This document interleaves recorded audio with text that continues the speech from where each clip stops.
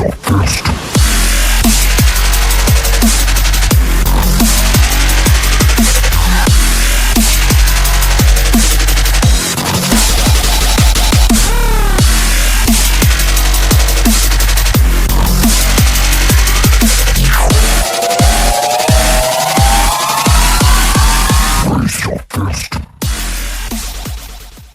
good day. We're here with Connor Botha.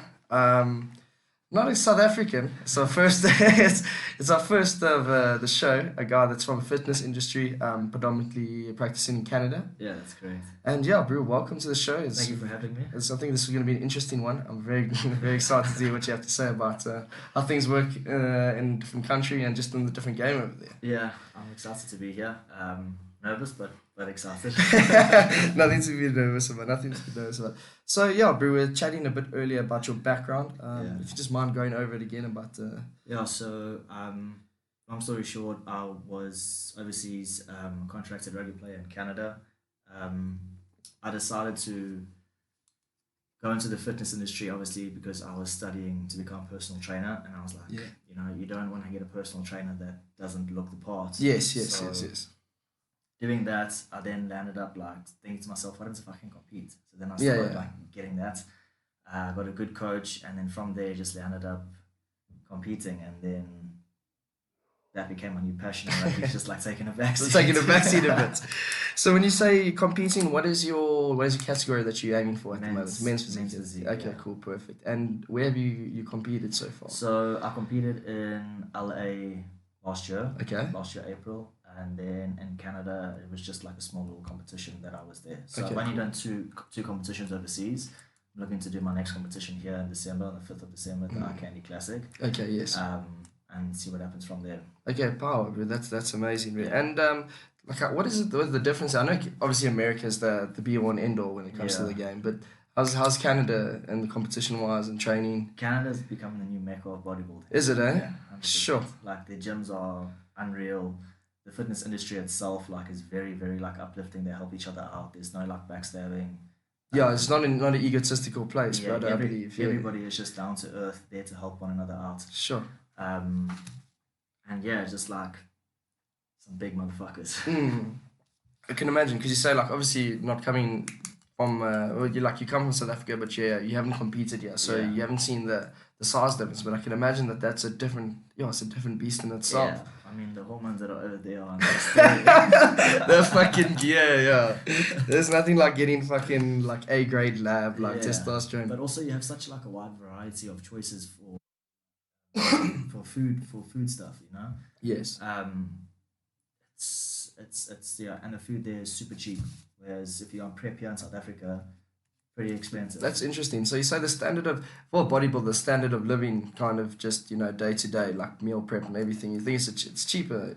Obviously, if you're earning. Okay, that side, when I was overseas last year and I was prepping for the show in Canada, I was spending about $350 to $500 a month, which the conversion was $6,000 a month. Yes, $6,000 a month of groceries, and that's for top class food. Supplements. Okay, I was sponsored by a supplement company there, so I didn't really worry about that. But that's the other thing. A lot of people have access to be sponsored by meal companies. Yes. There's not a lot of meal companies in South Africa. Okay. So with that being said, if you're well known in the fitness industry over there, they will sponsor you. Okay, I can't see what you're saying. And they have those full prep, 5 days a week. They hook you up with everything all you need. Meals provided, yeah. Jeez, that's brilliant, bro. So in South Africa, we struggle with that because there's not a lot of meal companies. Yeah, I actually know of one. I should actually plug him. He's a good mate of mine. His name is Bernie. I don't know if you ever heard of BeFit. No. But that's their kind of whole game, I believe, that him and his dad are running that. They started in personal training, that kind of thing, but he's kind of trying to tailor to that. And I believe they do a 5-day meal prep thing. It's just not breakfast, but I mean breakfast is you can put oats and some fucking protein that you sorted. Yeah. So it's fine. They deliver on the Monday for 5 days a week for lunch and dinner and then everything. There's snacks and shit in between. Yeah, you see, that's good though, because it's also prepping is very time consuming, man. And if you don't have the time to do it, if you work a 7 to 5 job and then you've got training in the afternoon and you get home and you've got to do work, or some people study, yes. Do a side hustle. It takes its time, and I myself, I don't like prepping meals for a full week. I can't do that. I prep every 2 days. Yeah, so yeah. that my food is fresh. Yeah, I know what you're saying. Yeah, and like chatting, funny enough, to your coach Tristan. I mean, just the thing that still fucks my head is like the amount of time a day he must use just to drink water. Is like it's the most astonishing thing that he might have to take literally 2-3 hours out of his day just to make sure that he gets enough water. Yeah. Is fucking astounding. But that's also a funny thing. I saw something last year. It was like one thing I like about prep is that by drinking so much water, I don't have time for people and their bullshit because I'm always at the toilet. That's a good way to look at it. So, yeah. Oh, but you got to get your fucking water down, man. So I was saying to Carl Porkita, my best friend, I was saying to him yesterday, I was like, I just was not in the mood to drink because the day before I drank so much water that I was just like completely tired of it. But you know, you've got to do it. You've got to just fucking it's just an everyday thing and get your shit done. That's the problem with the game, bro. Because like it is an everyday thing, and you might wake up that one morning going like, it's just you can't put that water down, but it's not your choice. It's not your fucking choice, bro. This is the industry that you want to do it. This is your line of profession that you want to go into. Like you just got to wake up in the morning and say, listen, that's time to get fucking shit done. And so going back to the start of it, your rugby background, you're a Glenwood boy. Glenwood Now that you said rugby's taken a bit of a backseat, are you still training, still playing a bit there that side? So yeah, last year I played. I didn't get much time off so I competed in April in LA and then flew back to Canada 3 weeks later and then had my first game. So I was not in rugby shape. I was very, very lean. I didn't have a lot of like, conditioning muscle to take that impact that you need. And then the first game of the season, I tore my infraspinalis, I think it is in the back of my shoulder, so I was out for 4 weeks, which wasn't that bad. Came back, second game back after doing that, tore my rotator cuff, so I was out for 8 weeks, 9 weeks. Well, that's what threw me, bro. Yeah. I had 18 months no contact. I tore my rotator cuff in 4 different places. Split it completely. Had surgery? Oh, bro, I had 5 surgeries in the space of about 4 months. After my first 2 surgeries, I did physio. And then went back to I forget what the Bulls doctor's name is there. And we lifted my shoulder. Yeah. And he's going like, what the fuck? I'm like, don't fucking say that. Yeah. That sounds positive. And he's like, no, after your physio, like, your range of movement should be like this. He's like, no, you need to go back to the doctor. Yeah. They fucking inject me with dye. They realized that like it's just so much worse than they thought it was. Like now the rotator cuff is torn in another 2 places. And after the second surgery, I only had something like 40% movement on my right shoulder. So yeah, I know that's a shitty injury to go through. Yeah, it is. It's terrible, man. Because you use your shoulder, but wait, the next one's even worse. So after coming back, again, first game back, broke my ribs. That's when I was like, listen, fucking, I'm taking the rest of the year off rugby. I'm not doing shit, and then I'm gonna make my decision of what I want to do. What I want to do, okay. But yeah, breaking your ribs is probably the worst fucking thing to break. Oh my bro, you use you can't lift yourself out of the bed. You can't turn around to wipe your ass. You can't do anything. I'm a guy that also I smoke a bit, bro. So I have a bit of a smoker's cough, and I've had a couple of fractured ribs from fight before, and it was one of those things in the competition. I didn't feel fucking anything. I felt when the first initial hits, I felt like, and then I felt fine, and then. Fuck, I was like, dude, the adrenaline's just pumping you. I'm like, oh no, I'm sharp, coach, like you're sharp. I'm like, no, I'm fine. I remember getting home that day and it just felt like all of a sudden, someone just started tightening something inside of me. And I was going like, fuck me, I cannot stand up. Man, the worst part is like when you break your ribs. So for me, I had a clean break. Oh, so did it lodge up? It sticks out now, okay? And with the ribs, there's nothing you can do about it. You can't fucking manipulate them. You can't. Yeah, you literally have to fucking wait for them. Correct. Grow. So every single time I moved, like I would feel them like fucking. Jesus, that is fucking pain, my bro. It was, yeah. I was watching because there was a UFC that I think it was a couple of UFC years ago. It was a fight night with Covington and Woodley, then how fucking Woodley lost is Covington smacked his rib and he dislodged it probably in the 2nd or 3rd round. In the 4th round, fucking picked him up and dropped him on his back. And as soon as he dropped on his back, he's like, no, you can't take it. Yeah. And I saw the X-ray, and if his fucking rib is supposed to be here, his rib is like standing like almost into him. No, that is so that actually kind of brings it back to, it's like a different kind of conditioning. It's a different kind of body prep. Rugby, you can tell from my build, that's been most of my thing. It's about that impact injury, that thing where if you're taking off that to be stage prepped, you obviously don't have that protection that you have. And that was my problem. I didn't have any of that. So I mean, I was going into the rugby season with like 3% body fat, and it was just not fucking. Yeah, that's really to take that shit. So is there a way to like kind of balance it, the two, or is it just the kind of thing where you have to say, listen, I need to choose now what I want. That's the stage where I'm at now. Okay. Like, I need to make a decision of what I want to do because I can't keep going back and forth. Like, I can't be prepping for 6 months of the year and then playing rugby for 6 months of the year. And you also can't carry those injuries, bro, because then you fucked for everything else. Correct. Jeez, bro, it's a huge step to take, bro. So I'm glad you're taking the bodybuilding side. It's also started to steal my heart of it. So I must say it's an amazing sport, bro. So yeah, it really is. I don't think there's anything like it. Like, rugby is amazing, but bodybuilding is just, it's a different, to be able to stand on stage and compete, like it takes a different fucking breed to do that, man. Oh, it does, and I must say, like, before the GHR days, I used to look at it a bit negatively because I was like, it's a bit fucking egotistical thing, and it's a bit of honest, I was like, it's a bit of a fucking gay thing. These guys just oiling each other up. And once I started fucking getting into gym with a guy that can, like this competition already, and I train with him, I'm like, fuck me, bro. I'm nowhere close to this guy's level. I need to stop fucking. And I learned this such humbling respect that it is one of the most fucking challenging and incredible fucking things to do to your body, bro. Like, there's so much more that goes in behind, like, what the people see. Like, they don't see the hours that you have to cook, the hours that you have to drink, the sacrifices that you have to make with family. If they're going out to places you don't want to go because you don't want to be around food, or for special occasions with your loved ones, you can't do anything like that. The mindset that you have to have, like, if you're having a shit day and you just want to go home and fucking not be around anybody, you've got to push yourself to go to the fucking gym and train and get all your frustrations out. There's so much more that goes on behind the scenes than just going to the gym, pumping a bit of fucking juice into your body, and it's also such a crazy thing in the sense of, like, for a gentleman like you that's competing, it's, I'm not a fucking ever gonna be like that level. I don't want to be. I just want to fucking start training, look good, and just have a healthy respect for the sport. But for a guy like you, it's like there's no waking up today and going, I'll go tomorrow. Mm-hmm. There's no fucking bro, maybe if I just eat cuck this morning, then I could make it up at lunchtime. There's no margin for error. No. And it's the thing I think that carries at every podcast that we do, and having guys like you come and sit here just gives me that more and more, like, just fucking humbling, bro, because I'm like, it's literally a 24 fucking hour every single fucking day of the week sport. It is, man. It is. Like, we don't get one meal. If you miss, then you don't hit your calories, don't hit your macros. Yes. And then that fucking sets you off. It fucks you for the rest of the time. You're not getting enough rest. You wake up the next day and then your muscles are sore, or Yeah.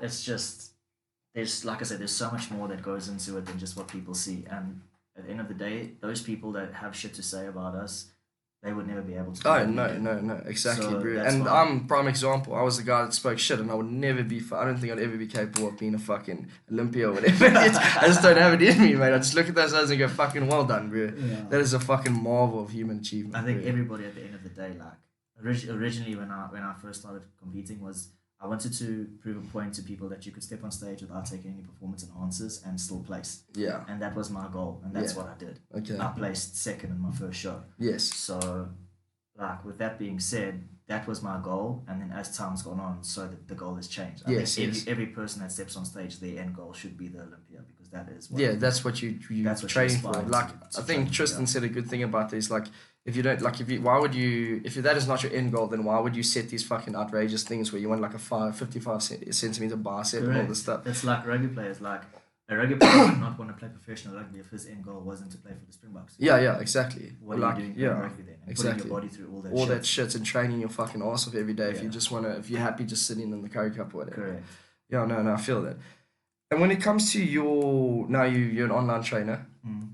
How did you get into that? Was it just kind of an means kind of thing to have some graft around you? Did you just enjoy the industry? Yeah, it was just, like I said, I started studying it, and then I first got into it because I was like, I want to be in good shape to get clients, because no clients are going to want to come to you if you don't look the part. Yeah, 100%. So I got into that, but then, it was just like, it was just something that's I had as a passion. Yes. But that's not really what I'm into anymore. Like, it's just like, if people come to me, then I help them out. Okay, cool. No, that's not really like what I'm challenging it to. So you're not aspiring to become like the next big coach. It's more just it was the platform and the passion that drove you to that. Oh, that's cool to know, man. That's very cool to know. People come to me and they ask, and they want plans or whatever, then I'll just like assist them with plans, but it's not my be all and end all. Okay, cool, bro. And now your process for, obviously the COVID is fucked. Yeah. All your traveling up, all your plans. So you're competing now in December in South Africa. Yeah. Where do you go forward from there? Fuck, man, I don't know. I don't want to say anything because I don't know what the future holds. Yeah, okay, no, that's a fair comment in itself. I don't know when. Like, I can go back to Canada, apply for my permanent residency, all that shit. So, like, obviously the end goal is to go over to go back over. Yes. And get my residency, but it's just a process of when and just that's it. And when it comes to I'm carrying. I think I'm circling myself here, but I'm just trying to get some more information. When did you start now competing? Like, when did you make that step where, like, okay, now I'm gonna actually push myself on a 6-month period and go to a competition and see what I can look like on stage? Without thinking about rugby and without thinking about rugby, the first time where you were like, okay, cool, I'm gonna take bodybuilding seriously. I'm gonna have 100% prep for a competition. I would say it was probably about July this year. Jeez, bro. So that's fucking you, fresh in the game now, bro. So I thought to myself, listen, I'm gonna fucking put everything aside. I'm not gonna focus on anything else. I'm just gonna put absolutely 110% into this to make sure that when I step on stage in December, I bring like the best possible package that I've ever brought. Yes. And honestly, like if I go back and look at the pictures now, from when I stepped on stage in April last year and placed to where I am now, I would say I've already beaten that package. Jeez, bro. So that's and I've still got 9 weeks to go until prep. Fuck, and until stage. Jeez, bro. Okay, so cool. I've already done that, and now just the goal doesn't change. The goal is still to. So this comp, well, honestly, what is the goal? What is the, besides obviously you just want to improve, you want to beat the package. I think it's every bodybuilder's goal. Every time you step on the stage, you must be fucking 10 times ahead where you were. Yeah. What is realistic goal for you as a guy that's you fresh in the sport? You come to a big competition now. Obviously the goal is to place. To place, yes. You know. That's plan A. I don't like having a plan B because then you fail yourself. Yeah. So that is my goal. That is what I'm pushing for. I'm not worried about anybody else. I'm just worried about myself. Okay, cool, man. Well, that's fucking fantastic, bro. I like it. It seems that we just can't getting the right people to come on the show. I'm glad because just everybody we've spoken to just has such the right attitude, but there's a lot of fucking we've gone over the bullshit ass and negativity. And the sport is an ego sport. Yeah. It is what it is, but it seems like you have like the right mind on you. I think I want to chat to you about that. I do see the tattoos. Yeah. And myself, I'm covered. What do you think? Like, does that pose a disadvantage in the game? Yes, it does. Obviously, I got my tattoos well before. Yeah. I was even thinking of stepping on stage. Yeah. So yeah, I mean, I got them. There's nothing I can do about them. Yes. You just gotta understand that it can put you in a disadvantage. Okay. I mean, obviously, I want more. I want my fucking whole back covered. Yeah. When you get that, it covers the definition. Oh, no. There's no ways I'm fucking doing any of that now. So I've come to terms that I won't be getting any tattoos anytime soon until you get where you need to go. I'm finished fucking doing whatever I'm doing after this industry. Yeah. And like from a judge's perspective, so someone that's amateur like me, what is it about the tattoos? Obviously, it's covering the definition, the lining and stuff. That's what the tattoo's doing. That's pretty much what it is. Oh fuck! So it is quite a harsh thing in bodybuilding. But I think Mickey himself also has some tattoos. I mean, he's an Arnold Classic winner, so. Let's popularize tattoos in bodybuilding. I mean, fuck, if you look at Raymond Edmonds and Dre and all of them, they fucking tatted up. I mean, Dre's back is covered in tattoos. Same with Ray's. You know, Jeremy Bundia now, I don't think he's competing anymore. He pulled out of the Olympia, but he also is now covered in tattoos. So, I mean, I think at that level, I think your name is so established already that it doesn't really matter. Yeah, the judges maybe kind of that way it goes to the bias. If your name's already established, it's kind of easier for you to place because they kind of know what they're looking for in your package already. Yeah. So you come back, you competing in December. Yeah. Your earliest competition. Yeah. You placed. Yep. Where did you place? Second. Jeez. And your first competition, a natural. Yeah.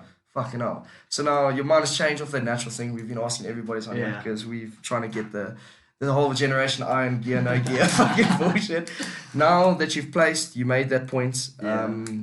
You going up, bringing a better package. Yeah. What is your view on the natural versus not natural bodybuilding at the moment? Each to their own, I guess. Each to their own. Like, something that I needed to understand was that if I wanted to get further, I would not be able to get any further without the gear, without taking the performance enhancers.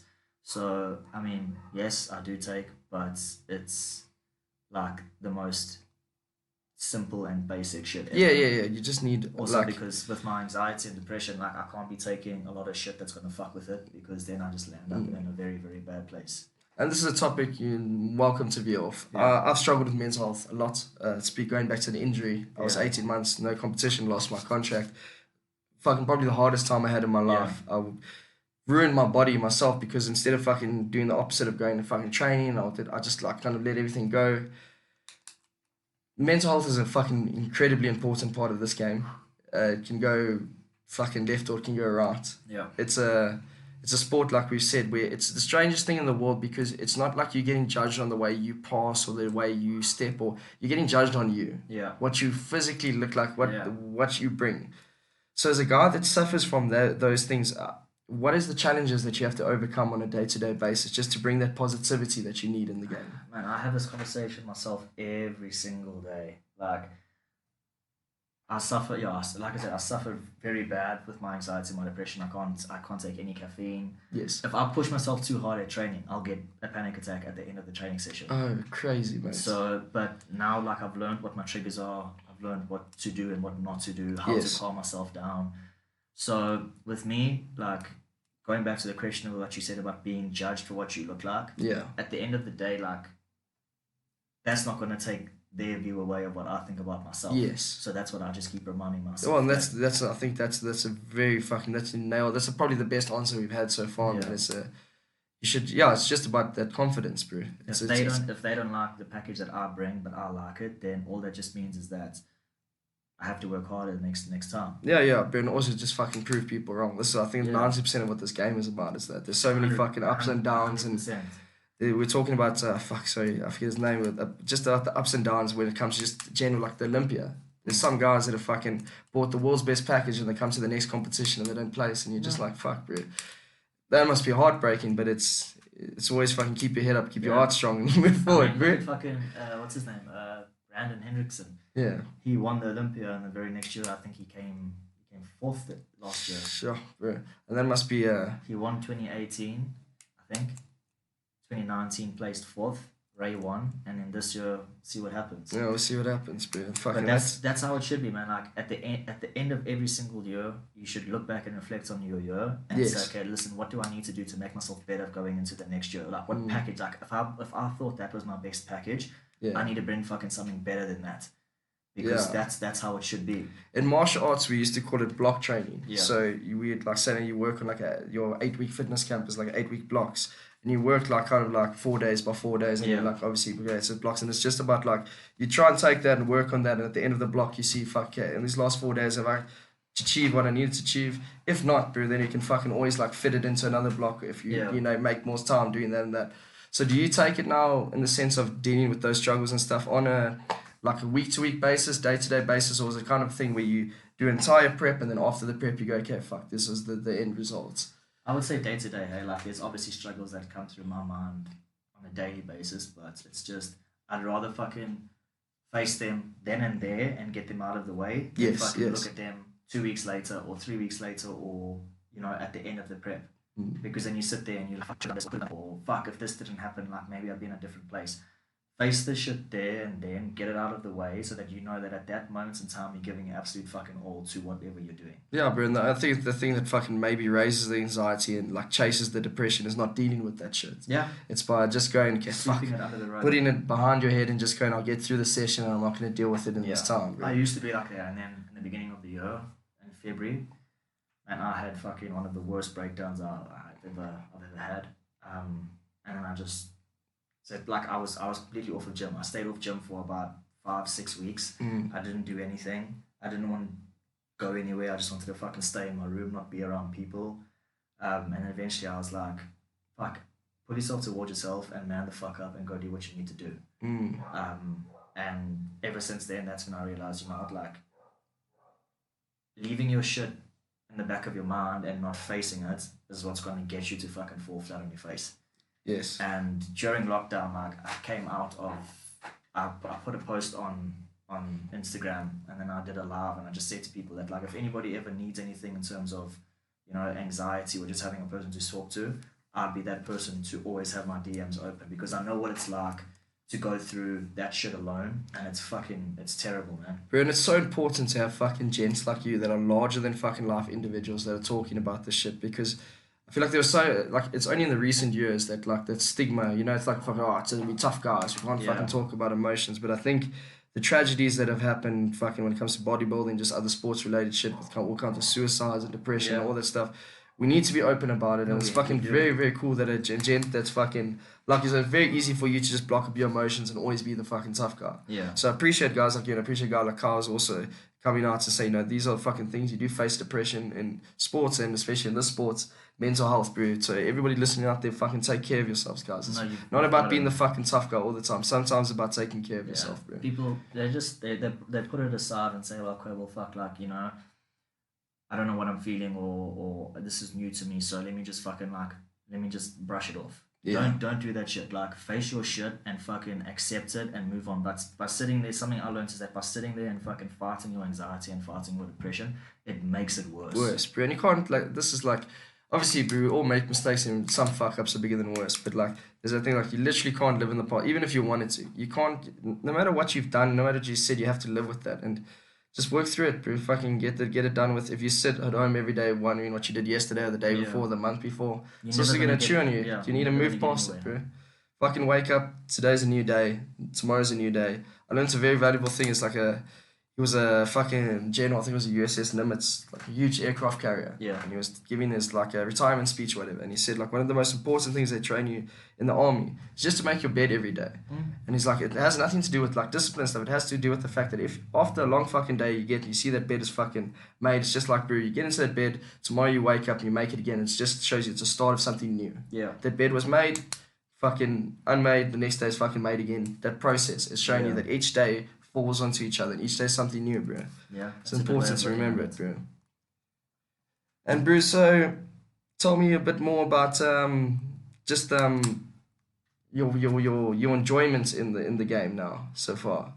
So what do you say that's like, from others, you've got a sporting background, you're obviously a top athlete, what is the big day-to-day draw that's now leaning you away from this rugby, that's now stealing your bits and saying, hey, fuck, bro, come play this side with the bodybuilding? Man, it's like I said, it's honestly, it's the fucking, like, pushing your mind and your body to the limits. Yeah. Like, you do that with rugby, but rugby is not from morning till the fucking time you close your eyes. Yeah. Like, this shit is, and like, you begin to start like breathing, fucking, like, seeing everything you do is just training. Like, your mind, like, you'll be at the mall and you'll be like, look, thinking, oh fuck, like, did I get my meal in? Like, fuck, like.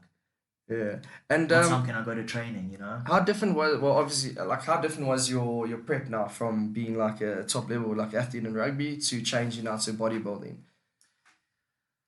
My nutrition side is fucking gotten a lot better, I can promise you that. So eating obviously like a fucking much more stringent, much more healthy. Fuck, man. Obviously you should know, but like being a rugby player, fucking at the end of every game and then going like jolling on the fucking weekend and drinking, the alcohol side of it. This is a thing that I actually don't think we've mentioned on this podcast, and I've always wanted to talk about it. So the thing about rugby was, on a Monday to a Friday, you're fucking clean, you don't do anything. Saturday morning you wake up, you do your shit, you play the afternoon time, then you're done. That's Saturday night. I'm at Trademarks or wherever the fuck the local pub was, like, and I'm drinking. Exactly. I'll never forget the first. I played. It was like a fucking under-19 varsity game, and I think we played UJ and we won. Yeah. And it was just because, you know, it was like first varsity game that we ever played. I was so proud, and we went to Tux. To Square there by Tux, and we got so fucking hammered that eventually the coach walked in at like 2:00 in the morning and dropped us in and dragged us out. When in bodybuilding, you're not afforded that fucking luxury of that. No. Like, you train fucking hard and you get that one day where you can let your hair down. You don't get that let loose. I mean, for us, like, the one day that you get to fucking like let your hair down is by us having our cheat meal. Oh yeah. And So how do you work? I've had like three different. So I've had guys that do like bi-weekly. Some guys that do monthly. Michael Monsieur says he fucking eats Monday to Friday. When it comes to Friday, he just fucking chows like an just as animal. much as you can. Yeah. Well, right now Tristan has me eating. So to pack on a bit more weight, he's got me eating a pie every second day Okay. on meal 3 and meal 5, and then a large pizza every other day after that. My bro, that large pizza Man, cannot come soon enough. I'm so fucking over pizza. Let me tell you Oh something. really? Oh no. Yeah. Oh, Yeah, fuck, I dude. had one the other day and I fucking missed the meal, so I had 2 large in one sitting. And I Okay. fucking felt so sick. Like I Fuck was, me. I just, That is a lot of pizza for I any looked at human. Carl and I was like, bro, I'm never fucking eating pizza again. He was like, yo, until tomorrow. I was like, just shut the fuck up. What is your go-to, like, if you had like a post competition, like you just donuts? Donuts. I was literally I don't know what even it have is to about finish your bodybuilders, fucking but every sentence. single fucking guy that I've asked has said exactly the same thing. Yeah, they just fucking hit differently. Like I remember, as soon as I finished stepping on stage last year and like gotten the trophy and whatever else, and then I went backstage. My ex girlfriend at the time, she came through fucking with like a whole fucking bag of not bag like a whole box of Krispy Kreme donuts. Oh yeah. And fuck, those things didn't even It's touch lasted. sides. They just fucking went straight down my hash into my stomach. Oh, I know how to make. I've got a big. So anyone listening that wants to invest in a business opportunity, after every fucking like Arnold Classic, we just have a Dunkin' Donut stand outside, Literally, mate. man. You'll fucking sell out. Fuck.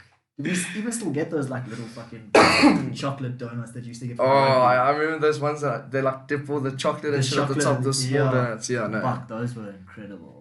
You need to. I'll stand. We actually set up the little card at the end of the stage when you Yeah. walk off. Just take- just so guys can take as they walk off. Fuck, man. Yeah, man. So, yeah, to finish off, it's so you're competing out at the end of the year. We've gone about this. You're trying to get over to Canada. If the Canada thing doesn't work, you're obviously in a position where you've just competed in December. Yeah. If you forced to stay, what is the future looking for in South Africa after that? Is there anything that you're interested in dipping your feet in, the Arnold, anything like that? Well, I don't. It depends. Like if I stick with the NPC, Yeah. then I won't be able to dip into the IFBB. Yeah. So it's decisions that need to be made. Sure. I've sat down with Tristan and I've had a discussion with him already. But we'll see what happens next year.